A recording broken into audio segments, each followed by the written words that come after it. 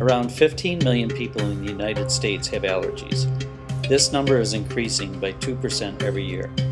Teenagers have the highest risk of having a fatal allergy attack, and nearly 300,000 ambulatory care visits respond to teenagers suffering from an allergic reaction every year. The only way to prevent allergies is through avoidance. There is no known cure for allergies.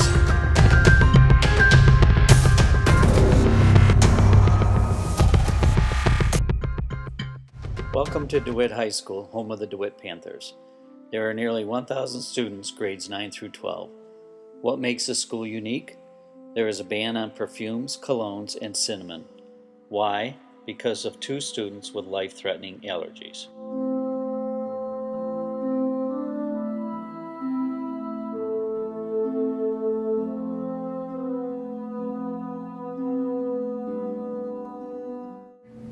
I'm Katie Freyer. That's K-A-T-I-E-F-R-A-Y-E-R. Katie Freyer is a junior at DeWitt High School. Although she is disabled, she plays baseball through the Sparrow Miracle League, along with hockey and tennis through other sport leagues for disabled kids. She is also in the DeWitt Marching Band's percussion section. For the past 2 years, Katie has been working on her Girl Scout Gold Award, designing accessible programs for disabled kids. After Katie got the trach in 6th grade, she was okay, I think, in 6th grade. There's not a lot of perfume and stuff going on at that level, but when she got to junior high, all of a sudden everybody was wearing Axe cologne and perfumes, and she had a really difficult time. Because of my trach, it's just like a direct pathway to my lungs. I can't be around sprays because your nose, when you guys breathe, your nose filters out all the stuff that your lungs can't take.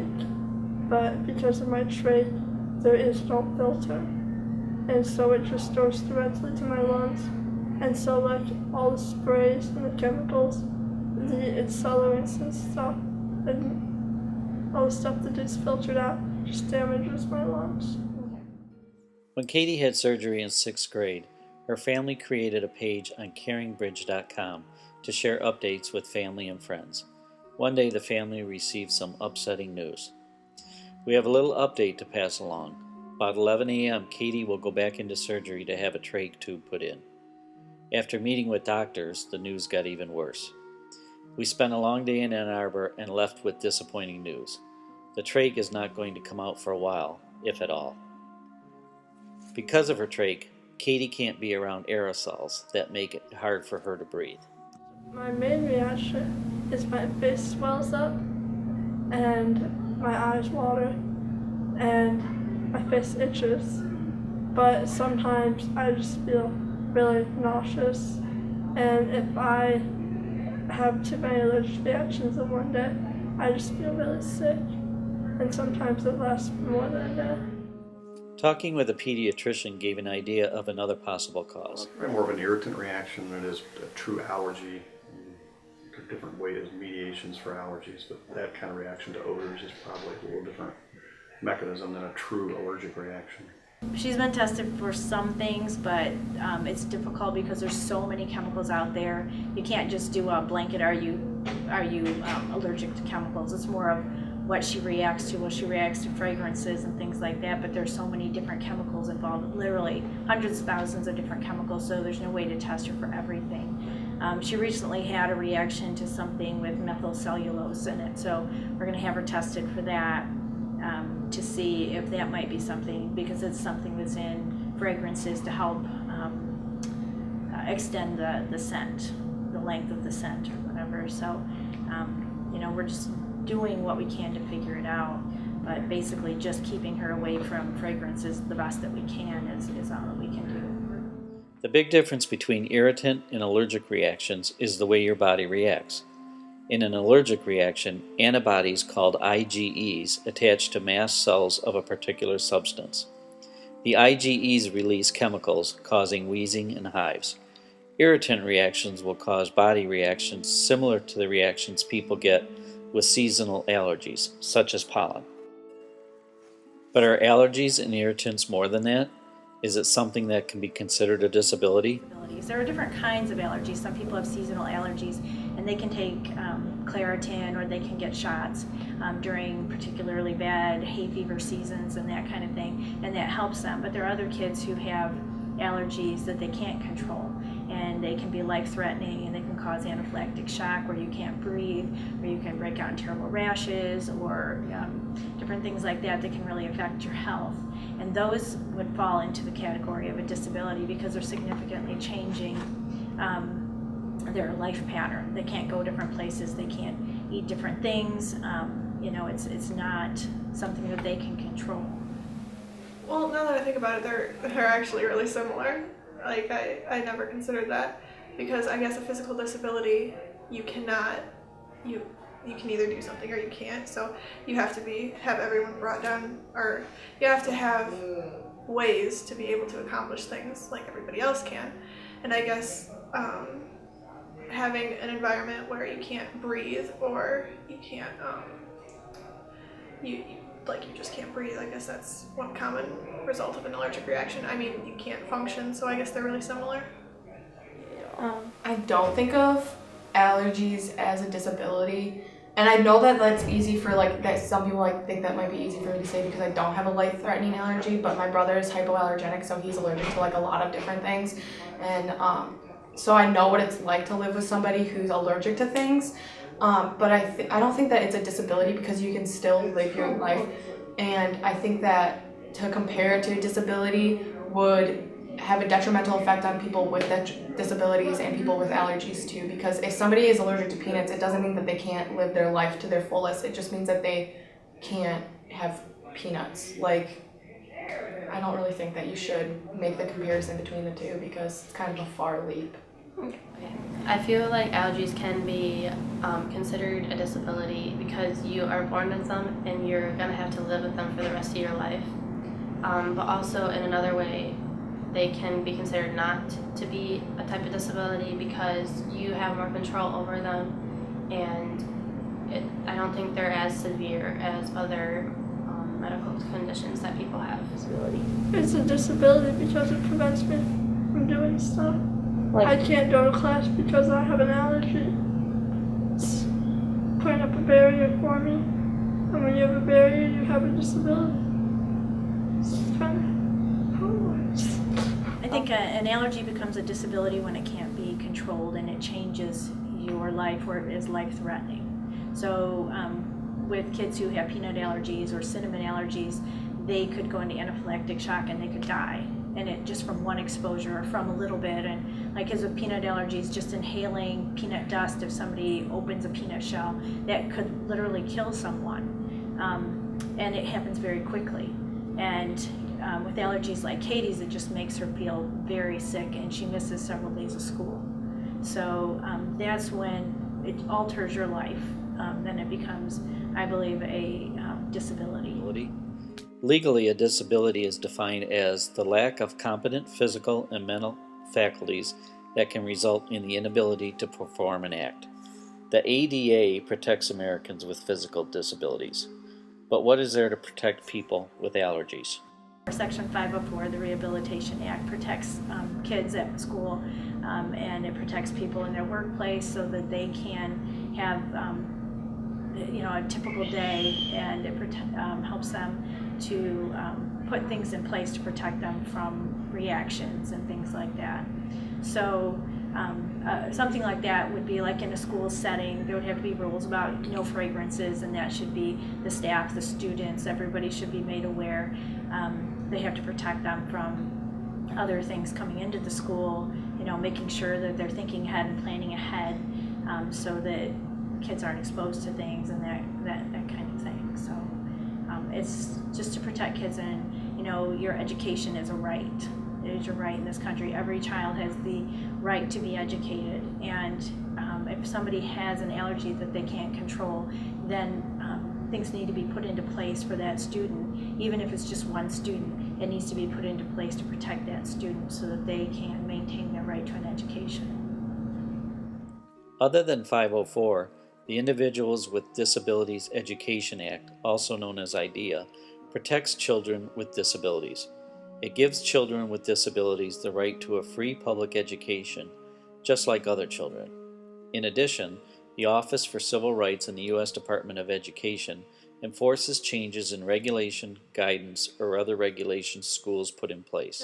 And the way that I see it is that we're teenagers and this is a public school and we should be able to wear whatever we want to wear. And if you really want to wear the newest pink perfume from Victoria's Secret, or you really want to put Axe on, then you should be able to do that, because, I mean, that's your choice. And it sucks that there's people in the school that it hurts, but there's 1,000 other kids in the school, and you can't really tell 1,000 people that they can't do something because of one person. And I know that's like a harsh thing to say, because I know that it really truly does affect the people that it harms, but you can't just say no for everybody else.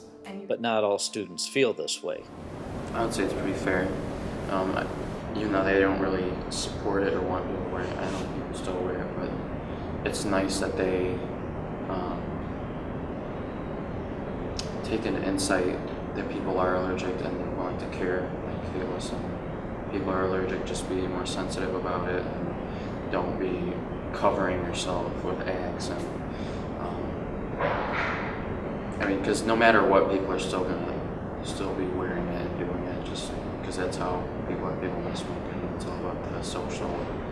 I want people to like me and stuff like that. It needs to be, like, if someone is wearing cologne, like, they need to get in trouble for it. Like, if they're not following the laws or rules of the school, I think that they should follow them, and then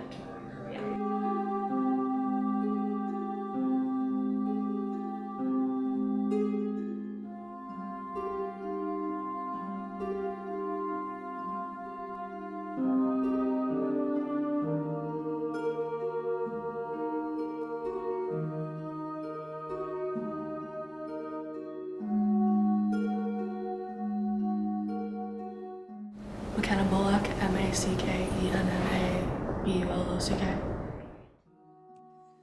McKenna is a freshman at DeWitt High School.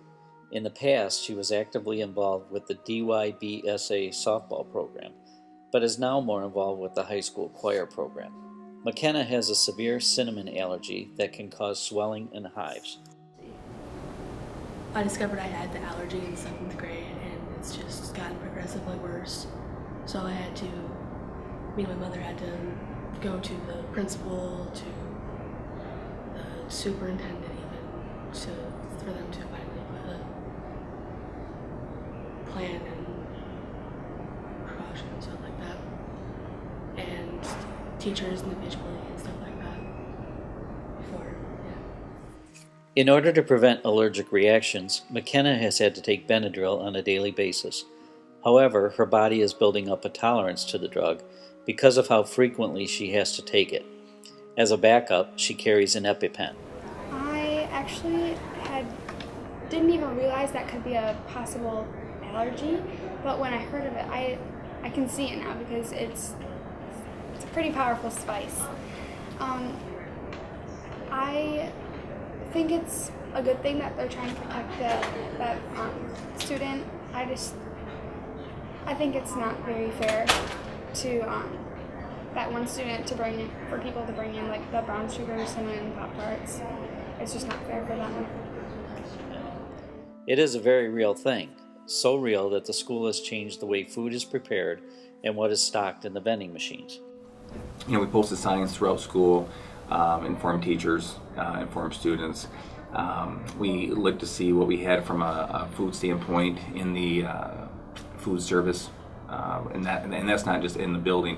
We prepare all the foods for all the other schools too. So, we informed them that we can't have cinnamon in any of the foods. Also, our vending machine, anything that we had in there was removed, like the granola bars, and essentially that's the precaution that we took as far as food service, vending machines, and communication to parents. One of the things that we also changed too was, we had the band fundraiser where they made apple pies, and that was a big production here after school, which we had to move to a different school because of the cinnamon in the apple pies. Every year, the DeWitt Marching Band hosts an apple pie fundraiser. The apple pies are made fresh, typically at the high school, but the event had to be moved to another building because of the cinnamon content. But the signs don't stop people from bringing in cinnamon products. Because of this, McKenna has missed school from allergic reactions. As a result, her grades have started to suffer. Like, I don't wanna exclude people from having the experience of being in a school. I think it's great that they're trying to help that one person, but I mean, I also think that it should be enforced a little bit harder because that person can barely even come to school on a daily basis. It's just not fair. You know, your education is a right. It is your right in this country. Every child has the right to be educated, and if somebody has an allergy that they can't control, then things need to be put into place for that student. Even if it's just one student, it needs to be put into place to protect that student so that they can maintain their right to an education. And obviously we can't control everything, but we try to get the word out to everybody that we can't have certain things, whether it's the aerosols, the plug-ins, and sometimes I think people just don't think that a certain candle, even though it's not lit, has certain perfumes or odors that can be, can affect a student who has an allergy or an issue with those types of perfumes or smells. Well, if they come in with something and we know exactly who it is, we've asked them to go home, change if they put on clothes. And a lot of the time, it's not putting it on them. It may be spraying it in the room, so we inform them. Just remind them that, we can't be doing those types of things at school, and this is why, we have the signs posted throughout school for a reason, and it's just a matter of re-educating them, reminding them. They have their signs and they make announcements, but no one listens, and there are no repercussions for them, so. It really isn't too much of a hassle for students to just not be spraying Axe in the hallways and just kind of be conscious of those around them. It's kind of like you wouldn't bully someone. You want to make this a safe environment for them. So don't spray perfume and bring cinnamon to school on purpose if you're going to prevent that safe environment from being created. Because, some people, they can't really, handle being around, certain type of stuff. So, I suppose that there should be, laws that make them feel safe and comfortable. The most common allergens include eggs, milk, seafood, and various nuts. There are other students in the school with these allergies. How important is it to put rules in place for these students, and what can the school do? Students need My brother and my dad are severely allergic to peanuts. So coming into school, I have that in mind because I have little Smucker's peanut butter jelly sandwiches, which are absolutely delicious. But I'm smart about it almost. If I eat something with peanut butter, I wash my hands, or anything that could be, someone could be severely allergic to. I wash my hands. I be really careful about it just because I know how severe and how quick, it can get. Because a lot of people are allergic to peanuts, and usually when they are, it's severe. It's not, like a runny nose or itchy eyes or something like that. And their throat swells up and they can't breathe. That's a really serious allergy, and I'm almost surprised that they don't have, anything almost like a peanut-free table, or, they sell peanutty stuff, and I don't think kids really think outside of the box and think, or really know even, hey, some kids might be allergic to peanuts, I should probably not rub this all over the table. And, just in general, people need to be more considerate of others and not just be thinking about themselves. Especially when we had in junior high and Purvis and Woods, how they had the separate tables and everything. I think that we could, keep on doing that if it does get to that point where people need it.